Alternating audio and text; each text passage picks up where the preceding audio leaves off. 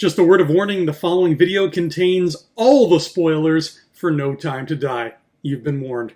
We're ready to get back to work, 007, one last time. Let's get started. Hello everybody, welcome to Thumb Together. My name is Andrew Fantasia, and today we're going to be talking about No Time to Die together. As usual, if you enjoyed this video, please feel free to give it a thumbs up and give some love to that subscribe button as well. It's time to figure out what cinematic and or writing lesson we can learn from James Bond 25.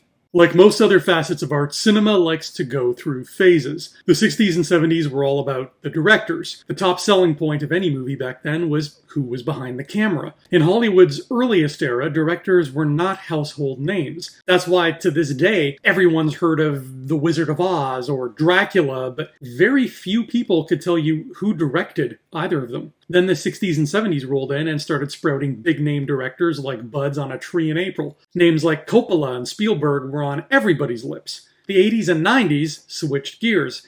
They were all about movie stars, the people in front of the camera. These were the decades that gave us the Julia Robertses and Tom Cruises and Arnold Schwarzeneggers of the world. So if you look back at the 2000s and the 2010s, what was their phase? What was the top selling point of every blockbuster from the past 20 years? Simple. That was the era of the franchise. And the thing about franchises, particularly ones from this era, is that they're almost always built to last, to be a perpetual motion machine constantly cranking out profits. And this applies to every medium. You'll never see a Super Mario game that ends with some kind of final tagline that says, "And Bowser never bothered Mario again, and everything was fine forever after that." And that's all well and good for a while, but here's the thing. That whole perpetual motion machine mentality, it's great for profits, but it's not so great for art.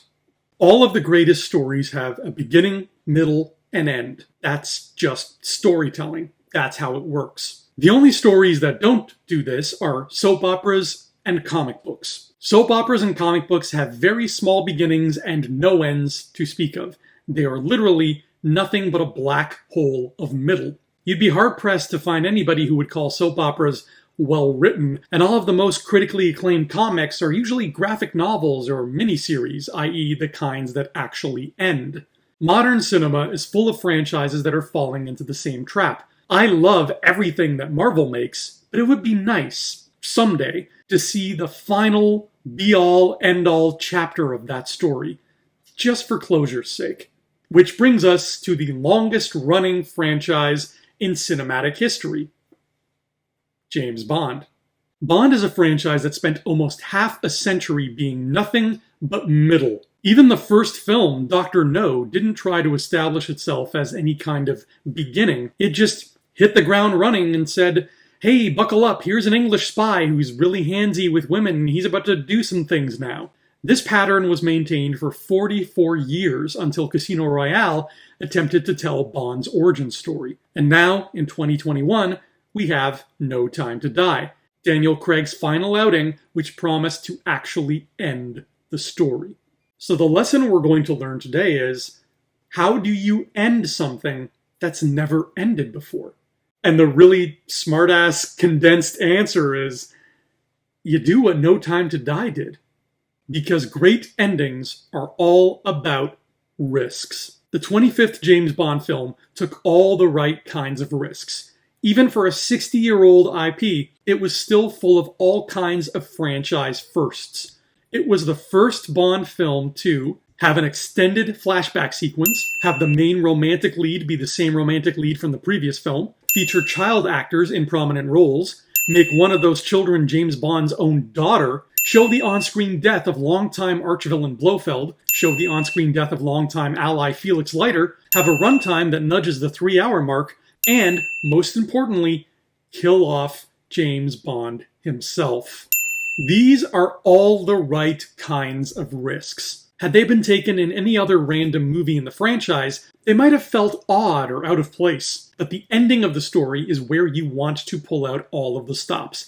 It's where you want everything to feel the most special. So No Time to Die was the perfect spot for them. This is arguably why so many people were rubbed the wrong way by the Star Wars sequels. Out of the whole saga, The Last Jedi is the one that takes the most noticeable risks. But that was only the penultimate chapter. The true ending, The Rise of Skywalker, played everything way too safe, leaving us with a trilogy that felt lopsided and an ending that felt less than special. Anybody who starts a new franchise IP should have some kind of rough idea of how it could all end, just to have a baseline to work with. You can make a lot of money with nothing but middle, but it's not until we get to those 11th hour storytelling risks that audience jaws really hit the floor. And this is a creative exercise that I think every writer should experiment with, just to see what kind of things they come up with. What does the end of Super Mario's story look like? What about the end of Spider-Man's story? How will the absolutely final episode of The Simpsons end? I actually tried writing that last one myself. It was really hard, but a lot of fun. James Bond is in a unique position where it will reboot and carry on because, well, such is the nature of James Bond. He's done this 6 times before already. But Craig's 5-film arc really was its own special, self-contained story, separate from everything else. So an ending like this makes perfect sense for it. It's the same reason why you can end Batman's story in The Dark Knight Rises and still carry on, because that movie's universe had nothing to do with the other Batman universes. So yes, money still greases Hollywood's wheels, and thus the franchises will go on. But every creator out there would benefit by taking a closer look at all of these cinematic marathons and asking themselves what that finish line might look like. Because in No Time to Die's case, it looks beautiful.